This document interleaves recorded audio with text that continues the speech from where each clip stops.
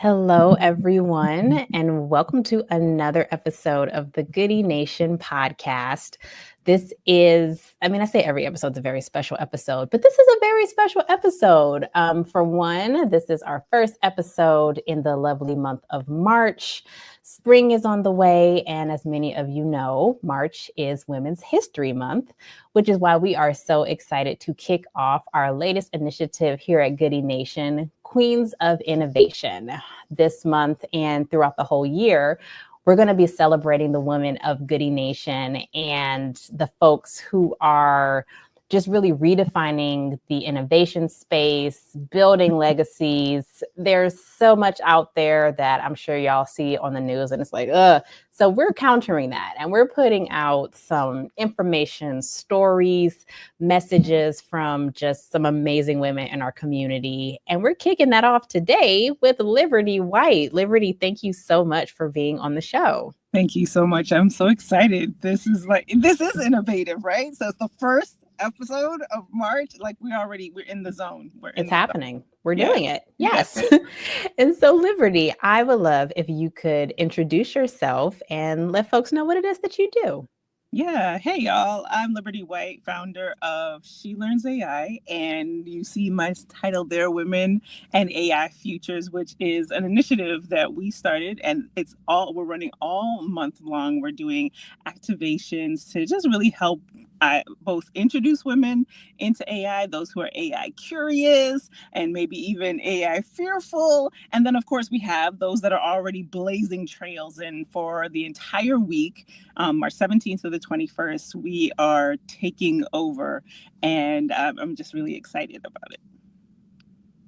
And nice. So yeah, I love that. I love that you are aware of the range of folks when it comes to AI. There are literally still people who have not touched one of these GPTs, any of the tools. And there are some people who have now created whole businesses around it. Yes. I was actually last night, I was at a startup event and these are women who are your data scientists, those that actually weren't on the product side, but had an idea, got some people together and through using AI databases, all the machine learning, now have multi-million. I was like, what am I doing with my life right now? Multi-million-dollar businesses because the tools were accessible to them. Yeah. You just hit the nail on the head with the next question that I was going to ask you, this accessibility piece. One of the big themes for us this year at Goodie Nation is imagine that, right? Like not sitting in some of the realities of right now, but imagining the future, actively imagining and also taking action to make the future that we want to see happen. And so in your perspective, when it comes to making these AI tools accessible to all, if you could just imagine the world where this innovation could be presented to everyone, what would it look like for you? I think a lot of the issues that we're having now economically in our healthcare, global warming, all of those issues that we would actually see many more solutions out there. Why? Because I firmly believe that these solutions are in the minds of people who, them not having the tools doesn't mean that they don't have the solution in their minds. And when I think about, and that's why She Learns AI started, because I know, and many of you who might be listening, I'm sure on Instagram, on LinkedIn, you have saved all of these amazing, either their prompts or you saw someone robotics or something like that, but to take that actual step to try something. So when I look at the accessibility piece, it is a combination of media and what the media, how it glorifies and the fear mongering that happens there.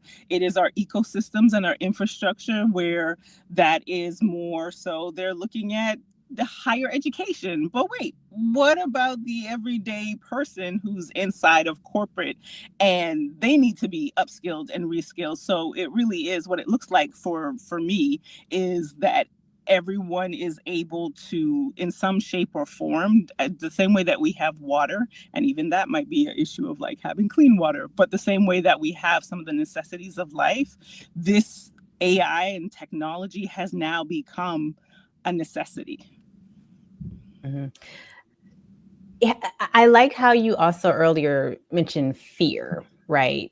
There are some people who have, some of it's legitimate, some may be just based on things that they've, heard or seen, a fear of this technology. And so in sticking with Imagine That, if someone is listening to this and they're like, oh yeah, that's me, I'm not messing with that stuff.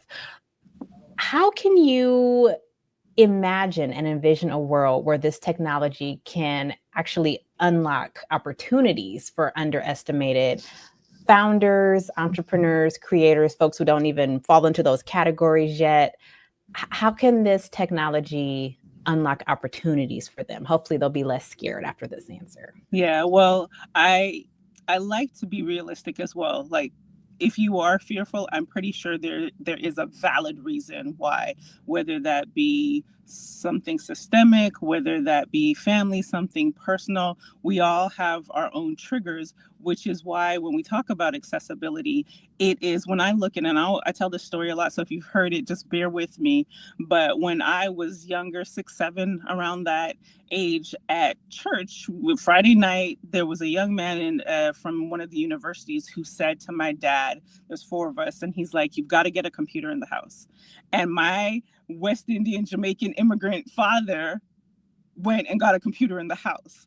And you wouldn't know, I firmly believe you wouldn't know who I am right now if that person hadn't told my dad to get a computer. That one simple act has changed the trajectory of my life and my siblings' lives. So those people who are fearful, if they had like a personal interaction with someone, or in their environment, in their community, in their workplace, we don't all learn the same. We don't all have the same experiences. So we need to find people and create environments that are different so that there are opportunities.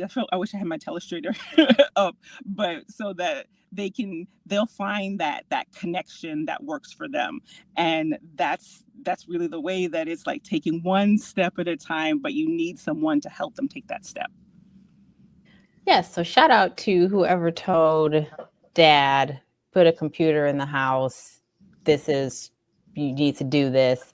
It just shows how one small conversation, one small suggestion could potentially be that thing that leads to someone's whole entire journey.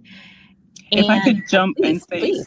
say one thing there, like, so we just had a day of advocacy for women in AI futures. And even in doing more research so we can have the data and the statistics, right now, globally, according to the World Economic Forum, 22% of AI professionals are women. That's a huge disparity. That means the people that are doing the innovation, doing the technology, that are looking ahead at things, they are not the reflection of what our population looks like. So when you ask about how I imagine it being more that equality coming forth. It was so challenging to even find statistics about Black women. Like, so we don't even have the data to even be able to come up with the solution. So I imagine part of that accessibility is the research. Part of that accessibility is from a infrastructure perspective, that there are people who are championing that we need to go into the highways and byways and find ways to help people to get into, or finding tech solutions that work for them. Everybody does not need to be looking at solar or robotics. It could be as simple as apps and using, because that, even again, I keep referring to last night because these were women in AI at a somewhat diverse background, but just taking that step to see, well, how can I use this technology to solve a problem? Because everybody has a problem, but they just don't know that these tools can help them solve. Thank you for dropping some stats there. One of my favorite quotes, I'm going to mess it up, but it's something like, data plus advocacy equals equity. And Mm. so it's like, yes, once you know what the problem is and go, oh, wait, 22%, that's not a lot. Then you start with the advocacy piece. And yes, it is a long journey, but the goal, of course, is the equity. And so I love how in some ways, like, you are now in your own way becoming like that person telling people like, go get a computer in your house, right? Like, you are becoming the the relationship, hopefully, that people are like, wait a second, oh, okay, this one small piece of advice is, maybe this will lead me down a path. Right. And so I'm really curious for you, what other partnerships or relationships that you have built throughout the years have really helped to lead you to where you are today? Oh, great questions. I think that a lot of times that when we are looking at trying to become more upwardly mobile, like we are looking at people who are maybe 10, 20 years ahead of us, when there are people that we're sitting right beside who have like a degree more, whether it be information, resources, that if we just like look to our right and look to our left and open our mouth and ask questions. Because when I look at the last year of my life, I feel like I'm gonna cry, but this is not a founders therapy episode. That it has been people who I just said, hey, do you know, have you heard? Oh, or even them seeing that I'm trying to do something, I'm like, hey, you should talk to XYZ. So I really think that my peers has been like invaluable over the past year. No, we love that. And yeah, you don't have to. Yeah, I mean, if you want to, you can. But this is, yeah, no, love that. And because again, it sometimes seems like we have to undertake, like, oh, I have to start a whole program and build out a whole curriculum and start this organization in order to affect some sort of change.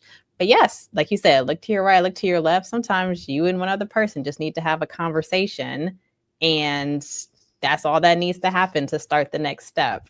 Right. And so, no, I love Just that. getting out of our head, like that is a huge, especially if you are a founder, just having a voice of reason, someone to bounce an idea, someone to tell you that you're not crazy. How about that part? Yeah. No, that is super helpful. And also, thank you for shouting out All Founders Need Therapy, another program of Goodie Nation, for those of you who don't know. And so, speaking of these small steps, these small actions, like, if someone is listening to this and is like, yes, I too want to see a better future in the innovation economy, or I too want to make some sort of difference, what is like a simple action that people could do to help to promote equity in our space? I think that's by starting with noticing the problems that are around you. So for me, it is women and injustice. So that's something that when I see it, now it took a minute, but when I see it, it's like, that's not right, and speak up and say something.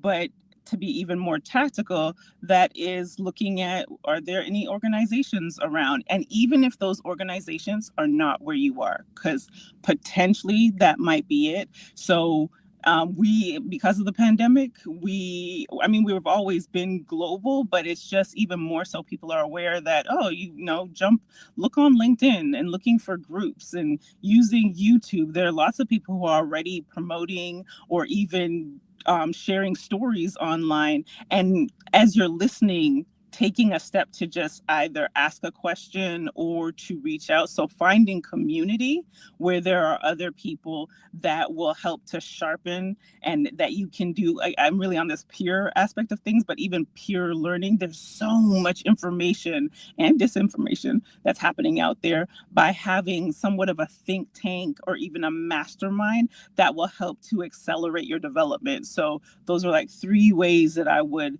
look at it. And even just every single day, okay, let's not say, there's a lot going on in life right now, so at least once a week, a podcast or just listening to leaders in that space will also help you to be able to see some of these inequality areas. Like there may be some other sides of it that's like, oh, okay, this is maybe of more interest to me. So hopefully that's helpful. That's really helpful. And yes, I'm really curious about this peer learning mastermind group theory. Would you mind like diving in a little bit more about, because of course we're all about building community, we're all about bridging relationship gaps, and it's something that sometimes sounds just kind of like, oh yeah, go meet people and like hang out. But what does that really have to do with one advancing their purpose and mission professionally or personally? But like, yes, what is the power of that sort of peer dynamic when it comes to masterminding what the future could look like? Yeah, so the way I look at it is by having people that you start having the same, you find that you start having the same conversations or at least something similar.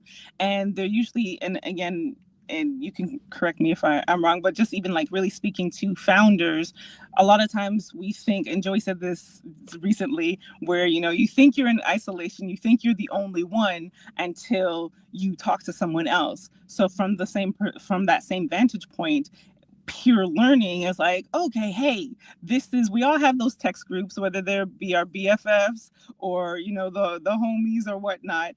It's the same way, but looking at it from a professional perspective. So you might find some peers, you see that you start commenting on things on LinkedIn and some of the same people around, reach out and connect, or have a virtual tea by opening the door. And it is going to take a little bit, it'll take a little bit of effort and initiative on your part. But when you find like-minded people, then you find that you're not necessarily, as founders, we're always trying to get to the next thing, but it's just that much more fluid because it's more like there's some alignment that's already happening. Beautiful. Absolutely beautiful. Well, Liberty, we are so happy to be in community with you. And again, folks, stay tuned for more of our Queens of Innovation coverage this month. This definitely was like the kickoff that like makes all the sense. I would love for you to let the folks know how they can follow you, learn more about your work, learn more about the events that you have coming up. How can we learn more about you? Yeah, so you can find me online, Liberty on LinkedIn, and Liberty White, and womenandAIfutures.com. Go there. You can see our schedule for the week. We also have some partners that are doing some amazing things as well. And I think that even on wrapping this episode, that the way that even this week started was by sharing this idea and just telling people, hey, I'm going to do this week. I'm going to do this week. I've heard a lot of folks say, that's ambitious. Are you sure? And you just got to get out there and just go for it. It's like we're in this time where what else could happen? So you might as well go for it. And again, in that, other people, there was a no, and then it was like, oh my goodness, that's so cool. How can I help? So I just want to encourage you that if there's something that you are called to do, keep talking about it, keep moving, and your people will find you. I love that. I love that what else could happen? Because to me, that's just another way of saying, imagine what could happen. Who knows? Who knows? Thank you so much. That, yes. Thank you so much, Liberty. Everybody, please go follow, like, share all the things, and we will see you next week. Bye-bye.